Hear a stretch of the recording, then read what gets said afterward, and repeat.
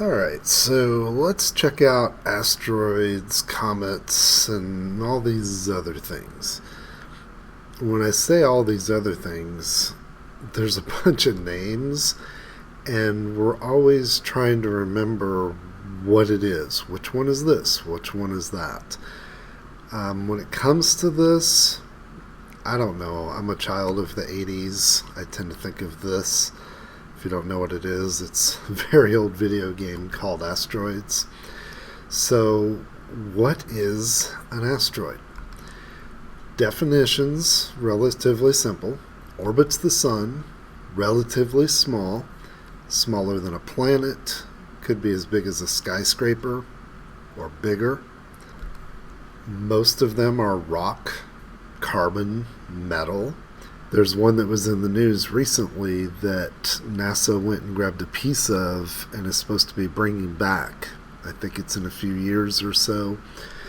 The interesting thing is the composition was more loose. It was easier to get stuff than they thought, so the lid for the container did not close. So it might be spilling out samples of stuff. But interesting thing is, they estimate the worth, the value of the metals in that asteroid as like hundreds or thousands of times the total wealth of the entire planet Earth. So this is a thing that we're looking at. We're looking at near-Earth asteroids, NEOs, things that are near Earth's orbit that maybe we could go get stuff and bring it back to Earth and benefit from that. Right now, there are very few places to get the precious metals needed to make your iPhone. They may be common in asteroids. So, something to think about. Asteroids in general are inactive, but they've found them. Let's see, here it is. They've found some that has little tails, kind of like a comet sort of thing. So when I talk about comets, we'll see how in the world that could happen.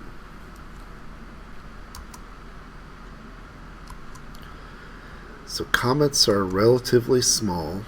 They're basically just dirt, rock, ice, but it's very, very loosely held together. Asteroids and comets are kind of like a gravel pile held together by gravity. Although with the comet, you've got the ices involved. So as they get close to the sun blasts away all those particles and makes the tail. So the tail's always going to point away from the sun, which makes sense when it's coming in, but as it's leaving the sun, the tail is actually ahead of it. It's always blasted by that sun. This right here is a picture of Comet Hale-Bopp in 1997. I took that. That is downtown Atlanta in the city lights. And I took the picture with film, and I don't have the negatives anymore, but I scanned it at what was really, really high resolution back in 1997, and yeah, the picture's pretty pixelated. The best images are just a few hundred kilobytes. Technology changes. You can actually Google NASA pictures Comet Hale-Bopp and then my last name, because they had this huge database where everybody could upload their pictures of Comet Hale-Bopp. So you'll see the pictures that I uploaded on the NASA site, including that one. Pretty sure that's still around. A meteoroid is small particle from comet or asteroid, orbits the sun, and so basically it's like a grain of dust kind of thing. And NASA actually sent a mission and flew into what's called a meteoroid shower. So a meteoroid shower would be like the remnants of a comet or asteroid or something that is orbiting the sun, and there's a lot of particles. What they did is they flew through the tail of Comet Wild 2. It's spelled W-I-L-D, but I think you're supposed to pronounce it Vild or Vild, or I can't remember. And that picture that you see right there is what's called aerogel. It is about the density of air, just ever so slightly more. And I've never held it. I've seen it in person, but holding it, you don't really want to do. I think it's kind of, not great, although the picture there is with their bare hands. But this aerogel is basically like a sponge or foam, or I don't really know how to describe it. And they flew through the tail of the comet and opened a shutter that had these containers with the aerogel in it, and they collected the particles. And what you're seeing here is the trail of the meteoroid in the aerogel, and then that little particle back here in the back. But this allowed them to find out exactly, get pieces of a comet and see, what stuff is really there. Next, we have a meteor. A meteor is a meteoroid that gets burned up in Earth's atmosphere, and you call it a shooting star. So I'm actually talking about the same thing here. You have an asteroid, big old chunk, tiny piece of it would be a meteoroid, but when it enters Earth's atmosphere and we see it, that now it's called a meteor. And if it's any bigger than a grain of sand, it would be an event called a fireball. My son and I were at a Braves game at Turner Field at the old stadium, and I saw from what looked like outfield, honestly, it just looked like fireworks, like they just hit a home run, but they were not at bat, and it was one of those that was really confused by for a split second, and then it realized it was coming in a totally different direction. This thing shot across our left shoulder, so it was to the west of Atlanta, but over the skyline. And so of course I'm Googling this. Oh, and I shouted, "Look at that!" And my son saw it, and a few people around me saw it. But I started Googling Fireball and NASA, because they've got a site that keeps up with that. And sure enough, it was a fireball that was over Alabama. It was so high in altitude, it seemed to be above Atlanta. It's pretty cool. Once it hits the ground, we name it something else, and that is called a meteorite. So, meteoroid, part of an asteroid or comet. Meteor is streaking through the atmosphere, and then if you stub your toe on it and go, ouch, it's a meteorite. Something that actually fell to the ground. There were some pretty famous meteors. 1908 was a big one. It was some sort of meteor that they think skipped off Earth's atmosphere like a stone skipping on a pond, and therefore only sent shockwaves down to the surface and flattened several hundred square miles, or actually several thousand square miles of forest in Siberia. Witnesses from hundreds of miles away witnessed a burst like a bright light off in that direction. And I believe it was more than a year, because we're talking really remote Siberia, more than a year for scientists to get out there and, what happened out here. And what they found was all these trees knocked down. It was in 1908, so we don't know a lot about it, but if it were a few seconds earlier or later, it could have struck Siberia directly instead of skipping off the atmosphere, and we might not be here. It might have been, like an extinction event sort of thing that literally just missed us. There was the one that hit the dinosaurs, or that didn't hit the dinosaurs, just wiped them out.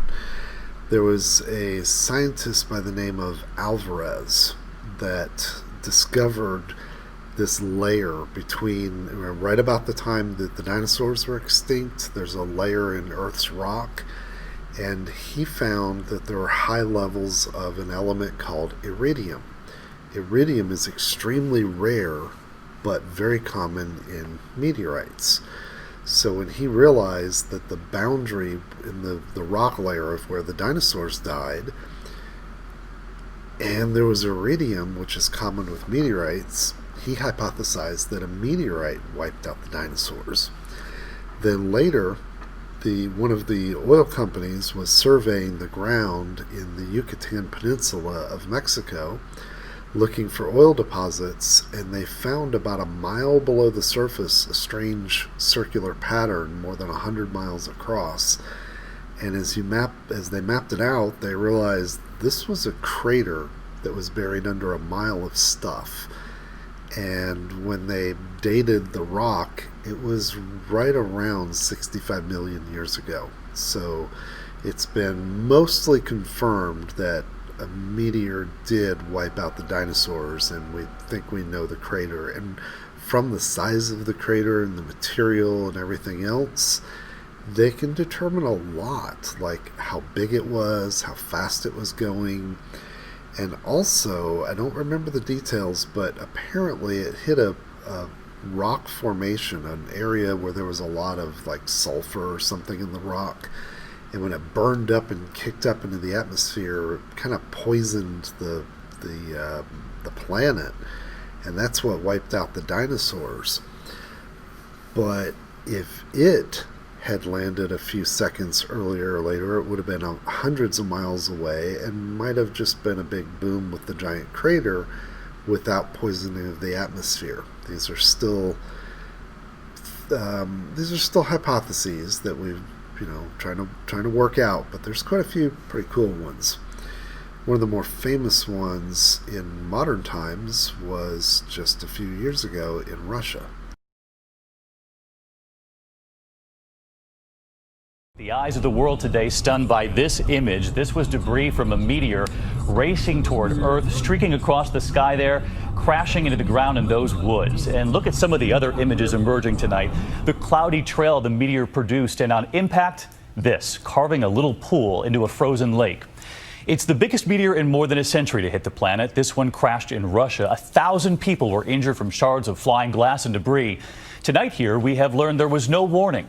More on that from NASA in just a moment here, but we begin with ABC's Kirit Radia in Moscow.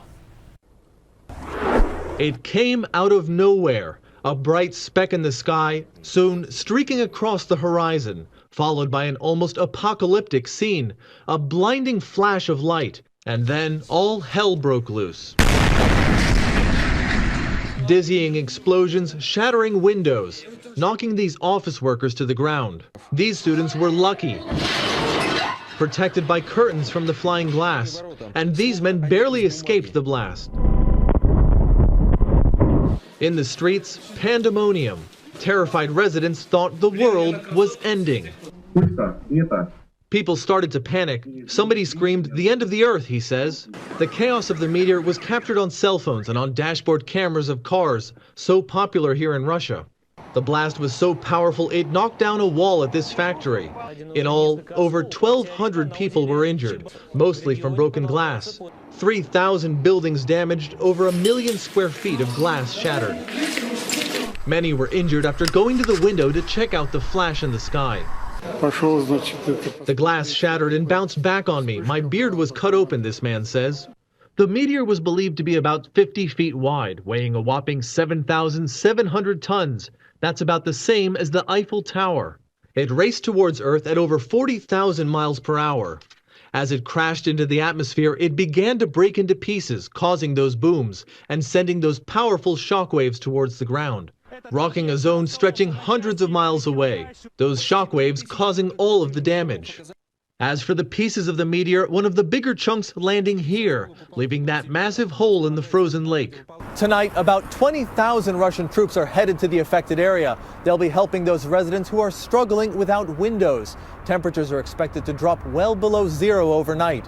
Meanwhile, Russian television coverage has been going wall to wall with what some commentators said looked like a scene out of an action movie. David? Kirit Radia leading us off from Moscow tonight. Kirit, thank you. And this, of course, comes just as last night here we told you about the asteroid barreling toward Earth. That was something completely different, not to be confused with this meteor. Today, the asteroid was in fact streaming toward Earth, and as predicted, It missed us this afternoon by about 17,000 miles, but that was still pretty close. And so tonight we wanted to bring in Amy Meinzer, an astrophysicist. She joins us from the Jet Propulsion Laboratory there in California. Amy, thanks for being here. And when we saw those images out of Russia today, we all wondered, could this happen here? It's possible that such an event could happen again. This was actually the largest fireball that we've seen in a long time, since about 1908. But there could be others that happen that we just don't see because they happen over the ocean or over someplace that's not populated. This image caught our eye, too. Look at this. This is the Earth here. All of those dots are space debris up there. 21,000 pieces orbiting the Earth. That's a lot of stuff not too far away. Yeah, that's right. So there is a lot of space junk out there, and we're working really hard to track it and keep showing where it's going to go and what's going to happen to it. In most cases, though, these bits of space debris will, kind of fall down and they'll be just burned up in the Earth's atmosphere. So most of the time, they're completely harmless to us. So most of the time, harmless. But we knew that asteroid was barreling toward Earth. You predicted that it would miss us. Yeah. But correct me if I'm wrong, there was no warning in Russia about this meteor that suddenly blinded all those drivers there on the road. So what are we to think of that? Yeah, that's right. The object that came into Russia about a day ago, that was about maybe a third the size of the asteroid that passed us by. It's pretty small, actually, as these things go. It was about 15 meters across. That's about the size of 2 parked vans end to end. And because it was so small, it would have been very faint and very hard for astronomers to see from the ground. We know you all have your eyes trained on these particles 24 hours a day, so please thank the team for us. Absolutely. Thanks for having me. So yeah, they can be quite interesting. Imagine having all the windows in your town blown out and the temperature's going to be below zero. The 3 main types when you find meteorites in the ground, we have iron, stone, and stony iron.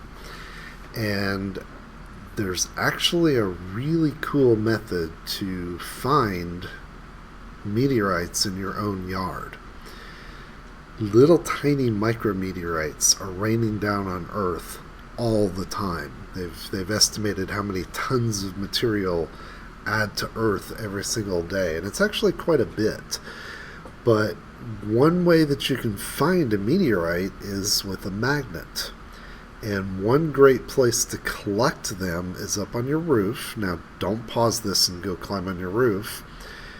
When it rains, it brings these micrometeorites to the ground and they end up outside of your rain gutter. So get a Ziploc baggie or any plastic baggie, no brand name, and put a magnet in it. Go around to all your rain gutters, pick up this just tiny black material, and then do your baggie inside out, so you've got a little bag, and those are micrometeorites. So the older your house, the more there might be right outside your rain gutters. So it's something you can go do and check out.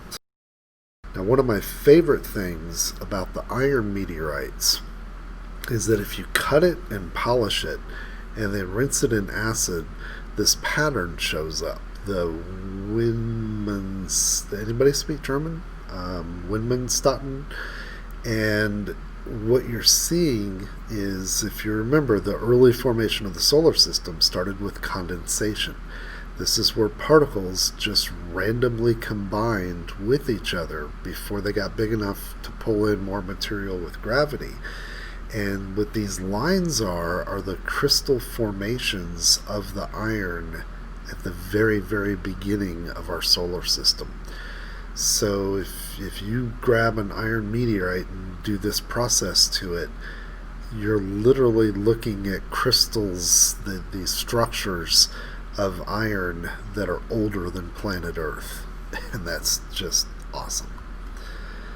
I like some of these. Some of them can get pretty big. Of course, those would be fairly expensive. Okay, so we'll move on to, there's more stuff out there in the solar system, so we'll move on to that next.